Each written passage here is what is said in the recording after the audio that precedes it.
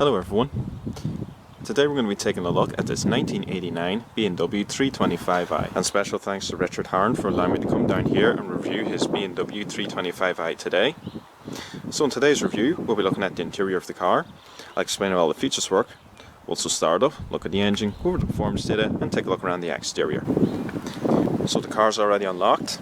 We have the key and we'll get started with the interior.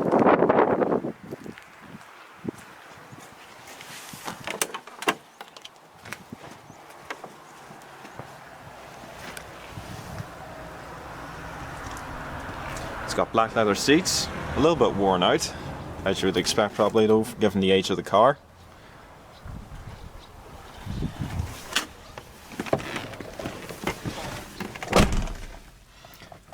It's got 124,063 miles on the clock so far.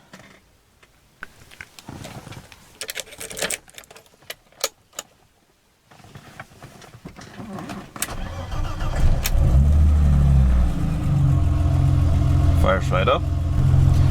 So it's got a 3-spoke black leather wrapped steering wheel with hydraulic rack and pinion power assist. It's also got the M Sport logo, and you can also find the M Sport colours also on the gear stick as well. This car has the 5-speed manual gearbox. The gear shifts are very smooth, and to engage reverse all the way over to the left and up. So given that this car is 26 years old, it's actually in pretty good condition. The only faults really are with the seats, as you can see. They will probably need to be patched up or reupholstered. But this car overall though, it's in pretty good nick, so it is. It has been installed with the aftermarket Alpine radio. But you got your basic air conditioning controls located down here. And then up in the gauges, you got your little needle there, showing your MPG. And then up here you got these LED lights which illuminate if something's gone wrong. For example, the washer fluid one's on at the moment. If the brake lights went, this one would illuminate, for example. And then you got your controls up here for the sunroof. The seats are quite comfortable though. Get them out of side bolstering on them. Very nice to sit in. And you got your electric window switches down here.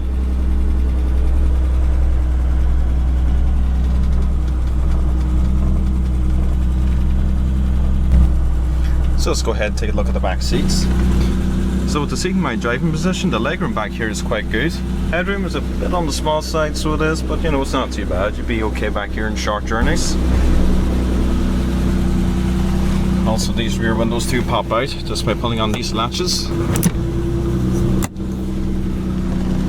And by the way, the handle in this seat and the passenger seat is a bit stiff. It doesn't fold the seat forward, so I actually have to slide it forward on the rails and then just tilt the seat back a bit myself. So we're going to take a look at the exterior. To turn on the headlights, you use this controller here. You pull it out once for the side lights, right again for the headlamps. Also power on the hazards. And the front windows are of course electric. And we'll take a look around the exterior.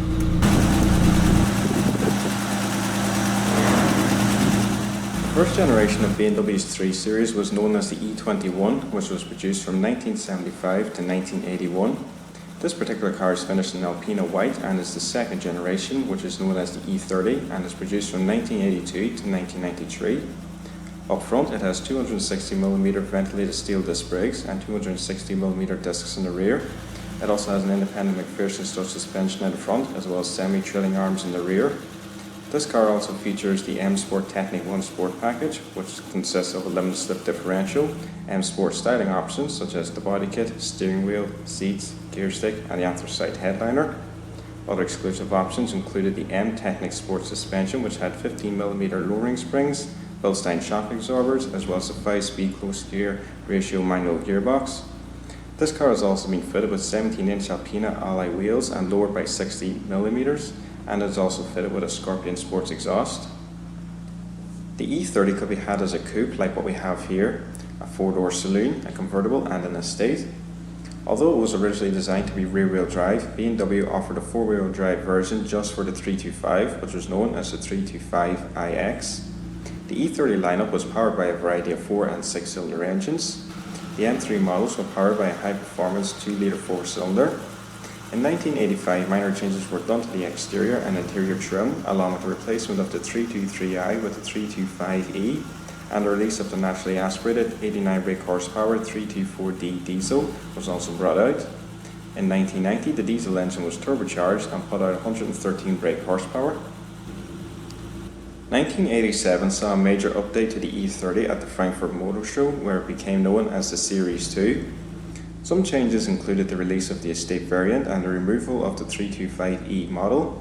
Exterior changes to the range included new bumpers, taillights, rear apron, and removal of the chrome trim from around the window frames.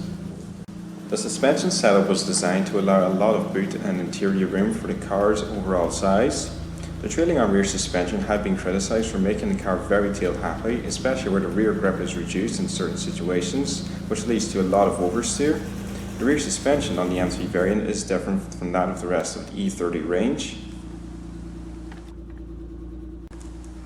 Boot space in the E30 Coupe is pretty good. It has 404 litres of room. Also, the vehicle's battery is located off to the right hand side.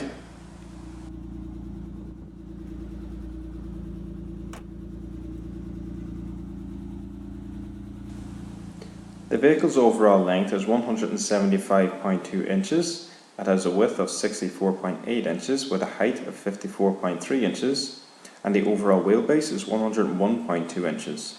And the bonnet release is located on the passenger side footwell.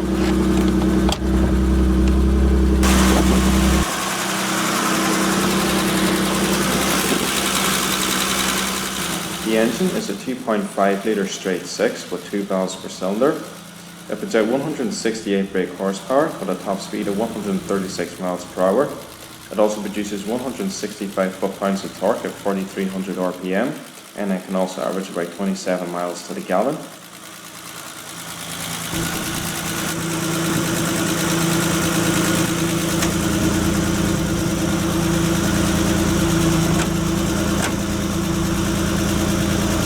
So let's power on the 325 and see how it sounds.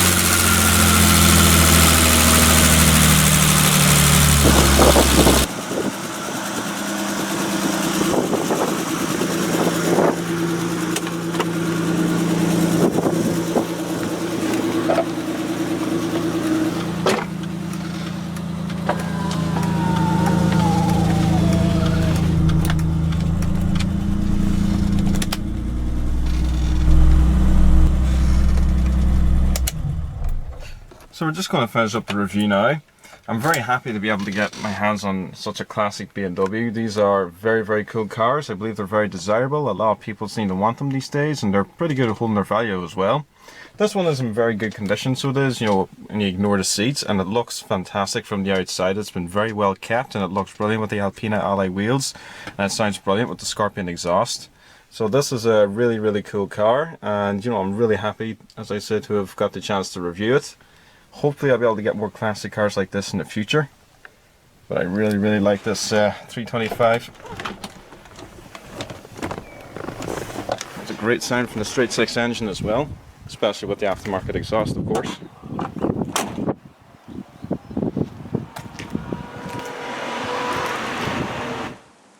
Well everyone, I hope you enjoyed this full in-depth tour of the 1989 BMW 325i. Please remember to rate, comment and subscribe, and please stay tuned, we'll have plenty more videos to come. Thanks for watching everyone.